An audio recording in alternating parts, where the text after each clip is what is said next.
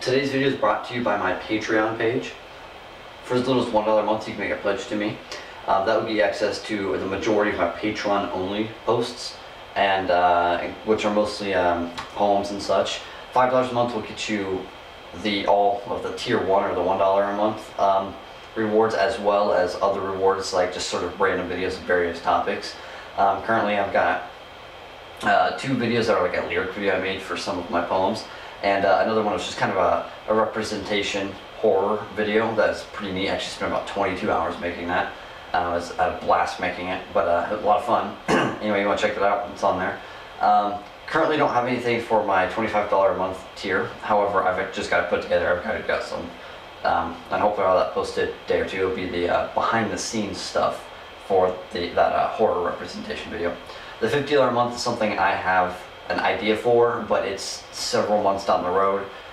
So right now there's no specific reward for that tier, but that would be greatly appreciated if you could pledge that much. Anyway, check it out if you want to support me, both my channels, my writing, and it'd be greatly appreciated. Enjoy the video.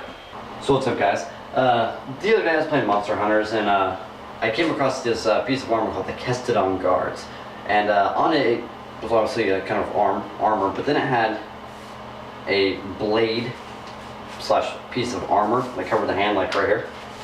So I made up a quick mock one out of cardboard, because at first glance it seems like a very fantasy design. You'd look at it like, no, like you couldn't use that. But then I started looking, I was like, well, maybe. I mean, there's no question that having a piece of metal behind your hand, protecting the back of your hand, is useful as far as armor. You're not going to cut through plate metal, so there's no question that that's useful. It has an actual blade, because the picture, or at least in the picture, it looks like it's sharp.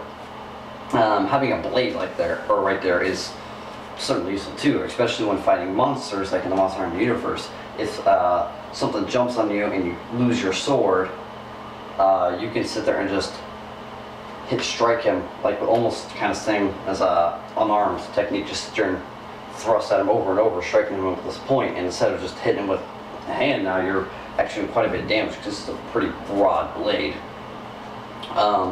Or even if you don't lose your sword,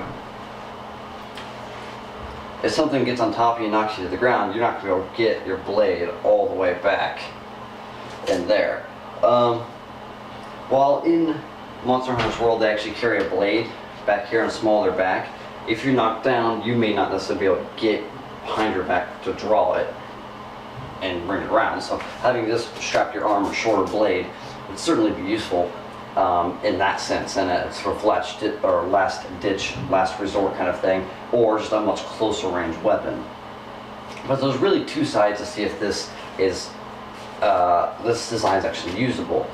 There's in a more historical sense, and there's in a Monster Hunter universe sense, because they're 2 completely different methods of combat. One, you're fighting another human opponent using probably a similar weapon. The other, you're fighting some fantasy creature ranging from the size of a large dog to the size of a house, or maybe even bigger. So 2 completely different scenarios. So I'm going to kind of run through both. Let's start with the historical context.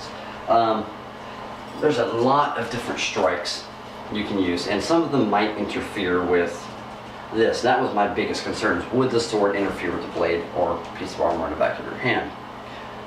But as armor, just in a stance, it's certainly beneficial. As you can see here, I'm holding it. This covers the back of my hand. If an opponent tries to strike from here, it's going to hit my guard, so I'm good to go. They're not going to be able to hit this hand unless they manage to wiggle it in there. But even a quick rotation fixes that. The certain strikes, like the overhaul, no problem. Right, so they're no problem. The ort, thrust, I have to be kind of careful. It seems to want to hit my guard, or my guard seems to want to interfere with my blade here a little bit. But if I kept it at a slight angle, or even vertical, not much of a problem.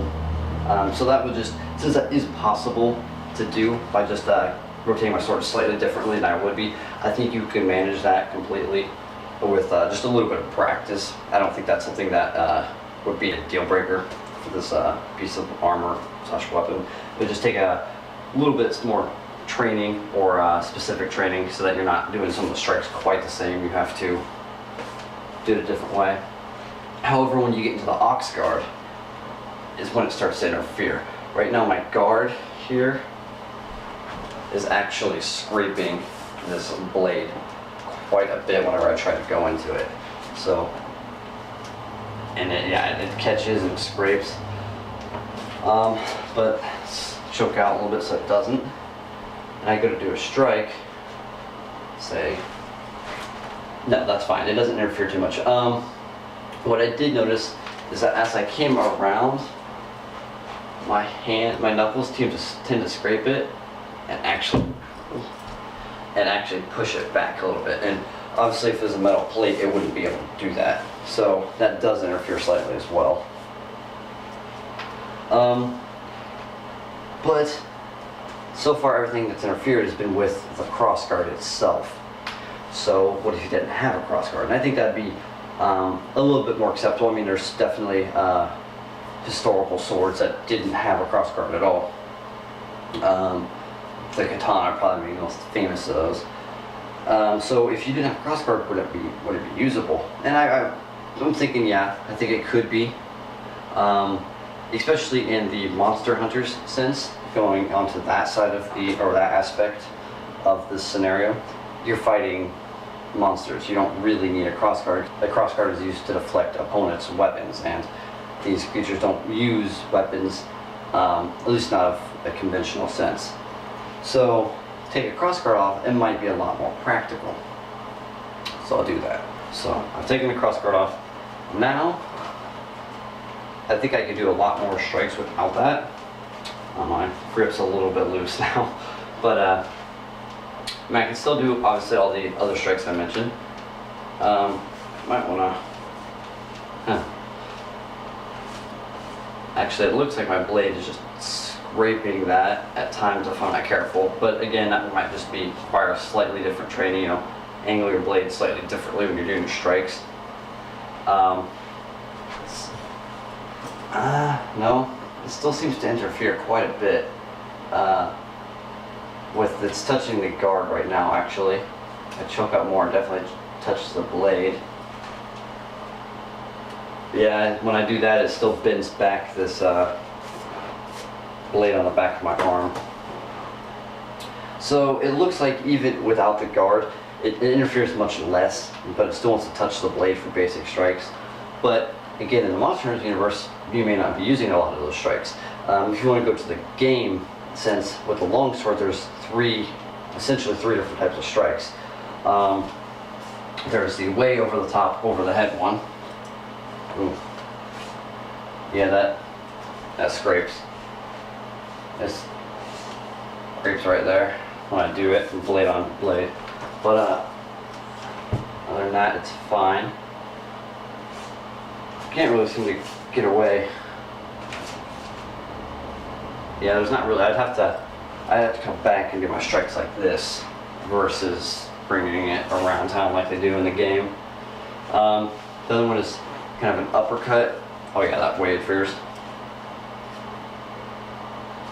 Oh yeah, that really interferes. My blade is actually pushing the guard and twisting out my arm when I try to do that. Alright, and the other is just sort of this thrust, twist, and draw back, and that's fine. It doesn't really interfere at all. But the other two strikes do touch. So, is this usable? Well, yeah, actually I'm going to say I think it is. I think it definitely could be, but it requires some modifications. First, I think the biggest modification to make would be the thinness now. If you made this maybe half as thin in the center, so it's more of a slender blade, I think it'd be a little more practical because it wouldn't get in the way as much. Because a lot of the times where it's scraping, it's just barely scraping. So I mean, if you even took a half an inch off on either side, I think that'd make a world of difference. But the thinner you make the blade, the less it will interfere with your own sword blade, and the easier it would enter the body of an opponent or creature, because it would have more of an acute point. However, also the thinner you make it, the less protection it offers to your hand. That is easily made up for though by having something like just a plate or a plate glove, or even chainmail. So that can be made up for. I still think it takes some extra training to get used to, for sure, because it's an extension of your arm. It's going out farther. Just like if you were accustomed to fighting without armor and then suddenly they put you in a suit of full plate armor, while it's not as encumbersome and as heavy as you would think, it does require you to maybe slightly alter your movements, and so you would need to practice that. Furthermore, you can make it a little bit more practical by taking off your guard, or maybe just sort of that one, because that interferes quite a bit. And once I took that off, it made a huge difference. But I think if you did both thin out this blade here on the back of your arm and took off the guard, I think with a little bit of training you can actually make that quite useful. Plus, if you take off your guard, maybe you have the option to end him rightly, version 2. Thanks for watching.